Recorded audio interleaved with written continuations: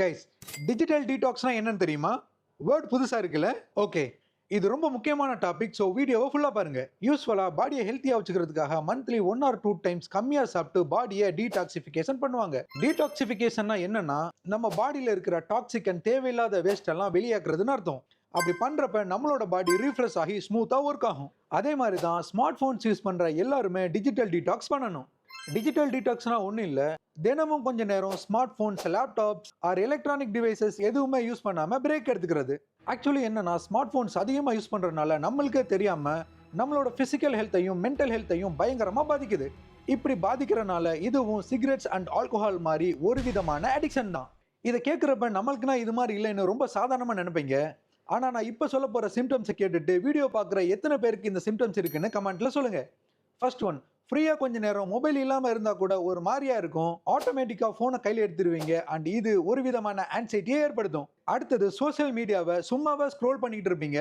Even உங்களோட கண்கள் tired ஆனாலும் ஸ்டாப் பண்ணணும்னு தோணும், ஆனால் ஸ்டாப் பண்ண மாட்டீங்க. எண்ட்லெஸ்ஸாக ஸ்க்ரோல் பண்ணிகிட்டே இருப்பீங்க. அடுத்தது, நோட்டிஃபிகேஷன் எதுவும் வந்திருக்காது, சும்மா ஃப்ரீக்வெண்ட்டாக மொபைலை செக் பண்ணிக்கிட்டே இருப்பீங்க. ஸோ இது மாதிரி சயின்ஸ் எல்லாம் இருந்தால் ஸ்மார்ட் ஃபோன்ஸ் உங்களோட பிரெயினை எப்படி பாதிக்குதுன்னு சொல்கிறேன் கேளுங்க. ஸ்க்ரீனில் வர ப்ளூ லைட் மெலட்டோனினை கம்மியாக்கும். மெலட்டோனின் ஹார்மோன் நார்மலாக இல்லைன்னா தூக்கமே வராது. ஸோ சரியாக தூங்காதனால ஆன்சைட்டிஸ் வந்துடும். மெயினாக கண்டினியூஸாக ஸ்க்ரோல் பண்ணுறப்ப டோபமைன் ஹார்மோன்ஸ் எம்டி ஆயிரும். ஆக்சுவலி இது சீரியஸான ஒரு பெரிய ப்ராப்ளம். டோபமைன் ஒரு ஹாப்பி ஹார்மோன். நம்மளுக்கு பிடிச்சதை பண்ணுறப்பவும் ஆர் பெருசாக ஏதாவது அச்சீவ் பண்ணுறப்பவும் ரிவார்ட்ஸ் தர மாதிரி நம்மளோட பாடி டோபமைன்ஸை உற்பத்தி பண்ணி ஹாப்பினஸை தரும். இது ஒரு பெரிய நேச்சுரல் ப்ராசஸ். அன்ஃபார்ச்சுனேட்லி ரொம்ப சாதாரணமாக நம்ம கண்டினியூஸாக ஸ்க்ரோல் பண்ணி பார்க்குற சின்ன ஷார்ட்ஸ் வீடியோக்கும் இது சுரக்கும். ஸோ இது மாதிரி கண்டினியூஸாக உற்பத்தி ஆகி டோபமைன்ஸ் எம்டி ஆகிடும். ஸோ டோபமைன்ஸ் கம்மியானால் உங்களுக்கு ஹாப்பினஸே இருக்காது. ஸோ ஹாப்பினஸ்க்காக திரும்ப ஸ்க்ரோல் பண்ணி டயர்டாகி ஸ்ட்ரெஸ் ஆகிடுவீங்க. பெரியவங்களுக்கு இவ்வளோ பாதிப்புகள் இருந்தால் சின்ன குழந்தைகளுக்கு எவ்வளோ பாதிப்பு இருக்குன்னு கொஞ்சமாக யோசிச்சு பாருங்க. பட் இந்த ப்ராப்ளமை டிஜிட்டல் டீடாக்ஸ் மூலமாக ஓரளவுக்கு கண்ட்ரோல் பண்ண முடியும். டிஜிட்டல் டீடாக்ஸ் எப்படி பண்ணணும்னு சில டிப்ஸ் சொல்கிறேன், நோட் பண்ணிக்கோங்க. ஃபர்ஸ்ட், மார்னிங் எழுந்திருக்கிறப்ப ஃபோனை எடுக்காதீங்க. அண்ட் அலாரம்க்கு ஓல்டு கிளாசிக் கிளாக்கை யூஸ் பண்ணுங்க, செம்ம ரெஃப்ரெஷிங்காக இருக்கும். ஏன்னா நிறைய மக்கள் அலாரம் ஆஃப் பண்ணுறதுக்காக ஃபோனை எடுத்துட்டு கண்டினியூஸாக ஸ்க்ரோல் பண்ண ஆரம்பிச்சிடுவாங்க. அடுத்து, தூங்குறதுக்கு அட்லீஸ்ட் 1 ஹவருக்கு முன்னாலேயாவது ஃபோன் ஆஃப் பண்ணிருங்க. இது உங்களோட ஸ்லீப்பிங் ஹேபிட்ஸில் பெரிய சேஞ்சஸை ஏற்படுத்தும்.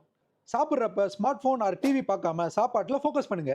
அடுத்தது, ரொம்ப முக்கியமாக டாய்லெட் போகிறப்ப ஃபோனை எடுத்துகிட்டு போதீங்க. இது உங்களோட டைமை ரொம்பவே வேஸ்ட் பண்ணும். லாஸ்ட் ஒன் ரொம்ப கஷ்டம், பட் ட்ரை பண்ணி பாருங்க.